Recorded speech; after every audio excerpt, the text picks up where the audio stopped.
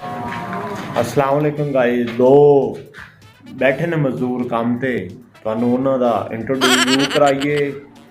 ਖੱਚਾਂ ਕਿਵੇਂ ਮਾਰਦੇ ਨੇ, ਥੋੜਾ ਜਿਹਾ ਉਹਨਾਂ ਨਾਲ ਮਜ਼ਾਕ ਕਰ ਲਈ, ਹੱਸ ਖੇਡ ਲਈ ਉਹਨਾਂ ਨਾਲ। ਆਓ ਜ਼ਰਾ ਤੁਹਾਨੂੰ ਉਹਨਾਂ ਦੇ ਦਰਸ਼ਨ ਕਰਾਈਏ। अस्सलाम वालेकुम। और भाई की हाल है? अस्सलाम वालेकुम। और सलाम की हाल है? ठीक है। मैं भी एक सवाल आया ਤੁਹਾਡੇ ਤੱਕ ਤੇ ਹਾਲੇ ਤੁਸੀਂ ਦੁਪਹਿਰ ਦਾ ਖਾਣਾ ਨਹੀਂ ਖਾਧਾ, ਤੁਹਾਨੂੰ ਦੁਪਹਿਰ ਦਾ ਖਾਣਾ ਮੈਂ ਖਵਾ ਦਿਆਂਗਾ। ਅੱਛਾ ਜੀ, ਕੀ ਸਵਾਲ ਹੈ ਜੀ ਸਾਡੇ ਲਈ?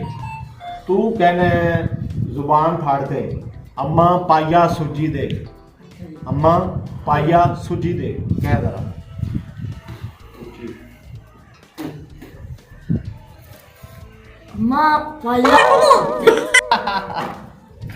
ਚੱਲ ਵੇ ਤੇਰੇ ਤੱਕ ਸਵਾਲ ਹੈਗਾ।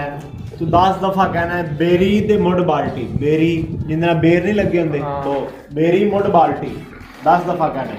ਜ਼ੁਬਾਨ ਪਕੜ ਕੇ ਨਹੀਂ, ਜ਼ੁਬਾਨ ਛੱਡ ਕੇ। ਬੇਰੀ ਤੇ ਮੁੱਢ ਬਾਲਟੀ, ਬੇਰੀ ਤੇ ਮੁੱਢ ਬਾਲਟੀ, ਸਪੀਡ ਨਾਲ ਗਿਆ, ਸਪੀਡ ਨਾਲ। ਬੇਰੀ ਤੇ ਮੁੱਢ ਬਾਲਟੀ, ਬੇਰੀ ਤੇ ਮੁੱਢ ਬਾਲਟੀ, ਬੇਰੀ ਤੇ ਮੁੱਢ।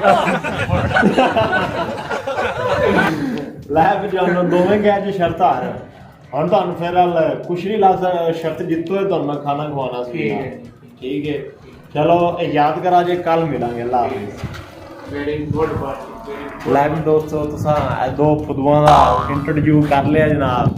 ਹੁਣ ਪਤਾ ਚੱਲ ਗਿਆ ਕਿਹੋ ਜਿਹੇ ਲੋਕ ਹੁੰਦੇ ਨੇ ਜਿਹੜੇ ਪੜ੍ਹੇ ਲਿਖੇ ਜਹਿਲ ਹੁੰਦੇ ਨੇ, ਜਿਨ੍ਹਾਂ ਨੂੰ ਕਿਸੇ ਗੱਲ ਦਾ ਪਤਾ ਨਹੀਂ ਹੁੰਦਾ। ਉਹ ਇਹੋ ਜੋੜੀਆਂ ਵਰਗੇ ਹੁੰਦੇ ਨੇ ਜਰਾ। ਅੱਛਾ ਜਨਾਬ, ਵੀਡੀਓ ਤੁਹਾਨੂੰ ਅੱਛੀ ਲੱਗੀ ਹੋਵੇ ਤੇ ਸਾਡੇ ਚੈਨਲ ਦਾ ਨਾਮ ਹੈ ਭਾਈ ਸਾਡਾ ਆਪਣਾ ਵਲੌਗ, ਚੈਨਲ ਲਾਈਕ ਕरें और सब्सक्राइब करें ताकि हर आने वाली नई वीडियो ਤੁਹਾਡੇ ਤੱਕ ਪਹੁੰਚ ਸਕੇ। ਅੱਲਾ ਹਾਫਿਜ਼।